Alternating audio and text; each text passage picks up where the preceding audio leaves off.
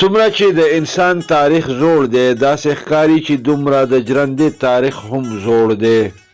خو له بلې خوا ته د پښتنو په سیمه د ژرندې یو ځانګړی مقام دی.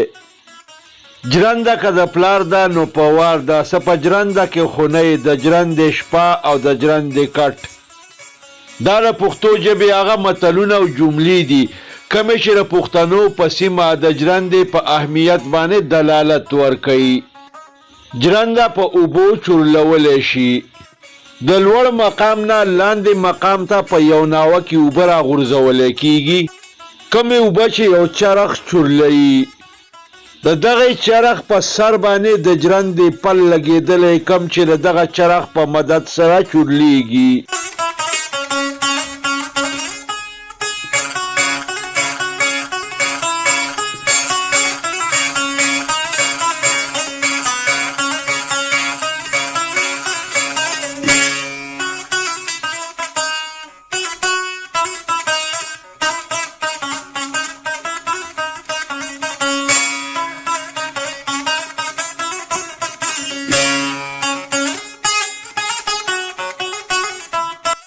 د ژرندې دوه پلونه یې لاندینی پل پکس لګېدلی او برنی پل چورلیدونکی چرخ چورلوي او دغه رنګ یې دا چورلیدونکی پل دانې وړوي. په چورلیدونکي پل د پاسه یو غټه تخته لګېدلې چې هغې ته ډول وایي. دغه ډول کې دانې اچولی کېږي. دا چورلیدونکي پل په سوري کې د یو ناوې په ذریعه باندې د ډول نه دانې راپرېوځي. د ناوې سره د لرګي یو وړه غونده کې ټوټه لګولی شوي کومه چې په چورلیدونکي پل باندې پرته او دغه ناوه خوځوي او د دغه خوځېدو په نتیجه کې د چورلیدونکي پل په سوري کې دانې راپرېوځي. د لرګي دغې وړې ټوټې ته ټکټکی وایي او ټکټکی ورته ځکه وایي چې دی په چورلیدونکي پل باندې پروت او د چورلیدو سره د ټک ټک اواز کوي. ژرندې ته چې څوک مخکې دانې راوړي نو اول د هغه نمبر ورپسې بیا د وروستو دانو راوړونکي نمبر راځي. ځکه خو دا متل مشهور دی، ژرنده که د پلار ده نو په وار ده. په تېرو وختونو کې به ژرندې ته د دانو راوړونکو اکثر په ژرنده کې شپه راتله. دغه کس به اکثر د ژرندې په ډول کې یا بیا په ځمکه باندې شپه تېروله. د ژرندې دغه شپه به ډېره سخته وه نو ځکه په پښتو ژبه کې د ژرندې شپې نوم پیدا کړ. په ژرنده کې به اکثر د ژرندهګړي دپاره صرف یو کټ پروت و ځکه دغه کټ مشهور شو. د ژرندې چورلیدونکی پل دونه شور کوي چې په اسانه پکې سړی د یو بل خبرې نشي اورېدی.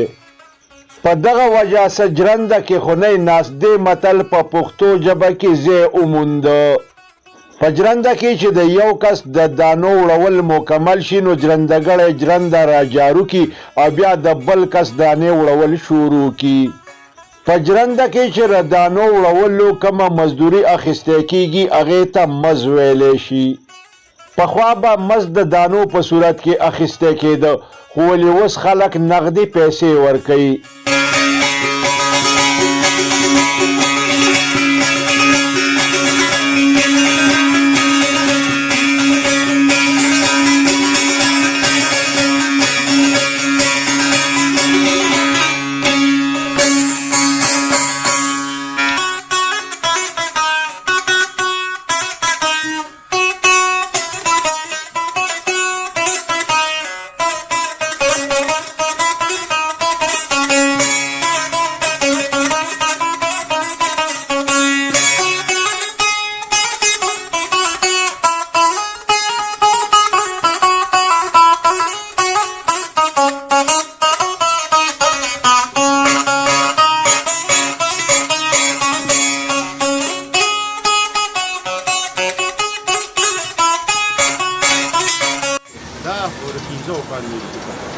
مخکې هم دا نه د دې خپل خوږوالی دی، د دې خپل ګټان دي. موږ د پېښور نه، د مردان نه، د لرې لرې نه غنم راځي او په دې ډول کوي.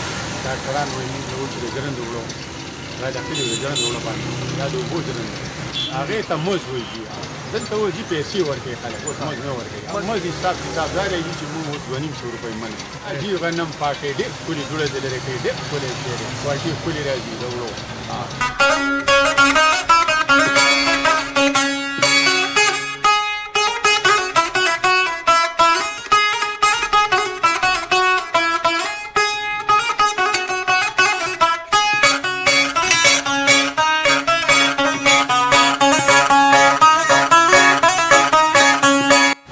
جوار پې نه صفا کېږي نم صفا کوي خو ډېرې ښکلې صفا کوي دوړه دې لرې کوي هر څه دې لرې چا ډېره ګرانه منزل وې دي اوس خو اسانه اساني ده الله مهرباني ده انشاءالله ماشاءالله ښه خوشحالي والله دې صفا کوي